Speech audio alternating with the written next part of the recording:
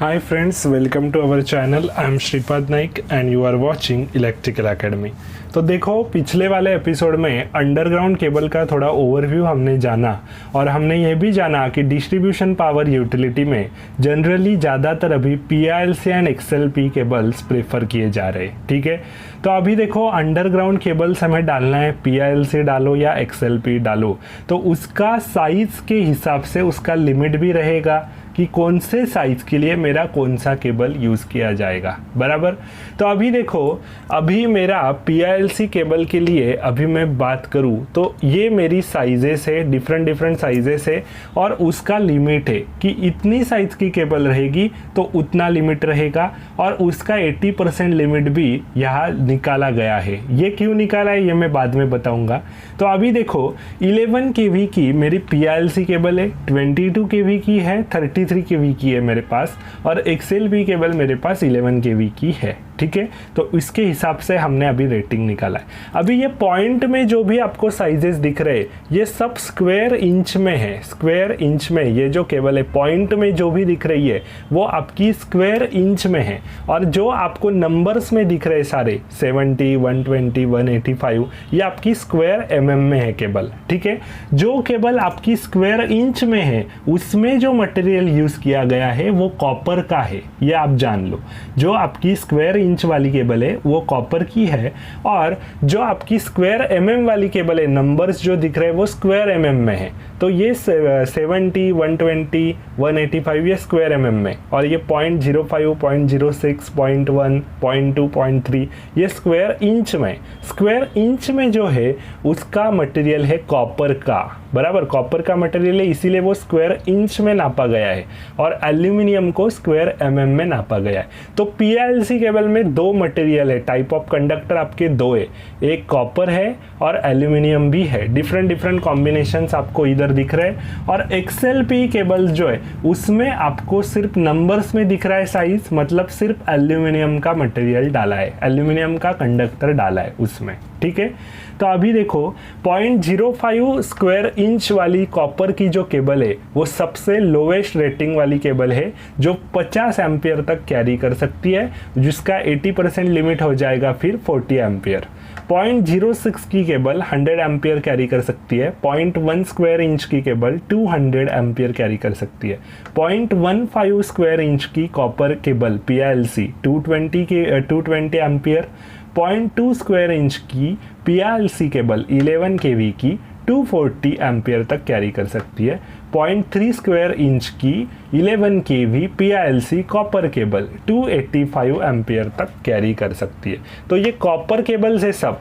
Copper cables में fault आने की संभावना थोड़ी कम रहती है। ये जो है ना 0.2, 0.3 ये स्ट्रॉन्गर केबल्स रहती है, इसमें फॉल्ट आने की संभावना बहुत कम हो जाती है क्योंकि मटेरियल भी कॉपर का यूज़ किया है। बराबर, और ये जो है ये सबसे वीकेस्ट केबल रहती है। 70 की जो केबल रहती है ना PILC वो सबसे वीकेस्ट केबल रहती है 11 kV की, जो दिखाती तो है कि मैं 110 एम्पियर तक कैरी कर सकती हूँ, लेकिन ये एल्यूमिनियम का ये जो है आपका बना हुआ 70 का जो केबल है आपका वो सबसे वीकेस्ट केबल है। बाद में 120 का केबल, इसमें तो सबसे ज़्यादा फॉल्ट आता है। ये 120 का जो केबल है ना इसमें सबसे ज़्यादा फॉल्ट आता है। 185 का केबल, 225, 240 ये PILC के केबल से सब, इसमें इतना नहीं आता। 225 का केबल में भी आता है। ये डिपेंड करता है, मतलब ये PILC का जो है ना लाइफ थोड़ा कम है, 20 to 25 ईयर्स, पिछले वाले एपिसोड में हमने देखा। तो ये लिमिट, इतना लिमिट अगर आप लेके जाते तो इससे ज़्यादा भी थोड़ा गया ना तो फॉल्ट आने की संभावना बढ़ जाती है इन केबल पे। इसीलिए 80% लिमिट पे ये केबल चलाए जाते हैं। कंपनी क्या करती है, कंपनी बाकी के फैक्टर्स भी कंसिडर करती है, एजिंग वगैरह, ये जो बाकी के फैक्टर्स है ना, एजिंग, केबल का एजिंग रहता है, थोड़ा लाइफ उसका चला गया, बाद में थोड़ा कम कैरी करो उसका करंट, ऐसा। मतलब अभी देखो कुछ कंपनियां हैं जिन्होंने केबल डाल के रखा है PILC केबल, 20 to 25 ईयर्स उनके हो गए, अभी भी वो केबल सिस्टम में डाल के रखा है।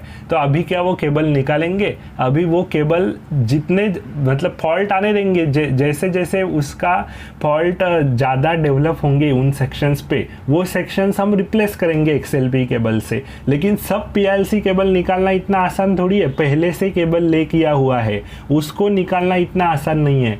तो अभी कंपनी क्या करती है, उसी केबल्स को 80% लिमिट पे चलाने का फैसला करती है, मतलब कोई भी कंपनी। तो जनरली क्या करते हैं कंपनी वाले, 80% लिमिट पे फिर सारे केबल्स चलाओ, मतलब सेफ्टी फैक्टर कंसीडर करते हैं और कुछ तो कॉम्प्रोमाइज़ करके 80% लिमिट पे वो केबल्स चलाते हैं और उसके अल्टरनेट और एक केबल ले करके रखते हैं, दूसरा वाला XLPE। तो फिर क्या होता है, इसका लोड कम होता है, दूसरे केबल पे ज़्यादा लोड लेते हैं। तो ऐसा कुछ तो करते हैं कंपनी वाले, ठीक है। 22 kV की केबल देखो, अभी 300 स्क्वायर mm की केबल है PLC, 231 एम्पियर तक कैरी कर सकती है। 0.3 स्क्वायर इंच की केबल 235, ये कॉपर की है। 33 kV 300 स्क्वायर mm की PLC केबल 227 एम्पियर तक कैरी कर सकती है। XLPE केबल में अभी देखो 300 की केबल 300 स्क्वायर mm की 300 एम्पियर कैरी कर सकती है। बल्कि इधर देखो, इधर आपका अगर आपके इसके हिसाब से अगर देखा, मैं अगर आपको कहना चाहूँगा तो अभी देखो ये 300 की केबल 300 तक कैरी कर सकती है, इधर 11 kV की। इधर देखो 33 kV की PLC केबल है 300 की, 227 एम्पियर तक ही कैरी कर सकती है। क्यों? क्योंकि 33 kV है, वोल्टेज बढ़ा तो आपका करंट कैरिंग कैपेसिटी उसका कम हो गया। कम क्यों हो गया?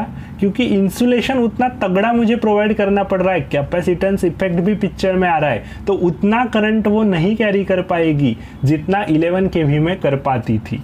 यहाँ 300 की केबल 300 ले रही है, यहाँ 300 की केबल 227 एम्पियर तक ही कैरी कर रही है, बराबर। तो इतना एम्पियर का डिफरेंस हो गया है। जैसे जैसे आप हायर वोल्टेज पे चले जाएंगे तो ये कैपेसिटेंस इफेक्ट बढ़ता जाएगा और उसकी वजह से केबल को प्रॉब्लम आएगा। इसीलिए डिस्ट्रीब्यूशन में ही हम अंडरग्राउंड केबल यूज़ करते, ट्रांसमिशन में जनरली अंडरग्राउंड केबल हम प्रेफर नहीं करते। कुछ कुछ जगह पे 220 kV में भी अभी अंडरग्राउंड केबल डालने लगे लोग, लेकिन उस पर फॉल्ट आता है। ये ओवरहेड लाइन ही वहाँ बेस्ट है ट्रांसमिशन में, ठीक है। सबसे स्ट्रॉन्गेस्ट केबल कौन सी है इसमें? XLPE केबल, ये सबसे स्ट्रॉन्गेस्ट केबल है। ये वाला जो सब दिख रहा है ना, ये XLPE केबल, ये ज़्यादातर यूज़ किया जाता है। तो PLC और XLPE में डिफरेंस आपको पता चल गया होगा। कॉपर एल्यूमिनियम दोनों मटेरियल PLC में टाइप ऑफ कंडक्टर, और XLPE में सिर्फ आपका एल्यूमिनियम यूज़ किया जाता है, ठीक है। तो मिलते हैं अभी अगले वाले एपिसोड में, तब तक के लिए good bye and thank you very much.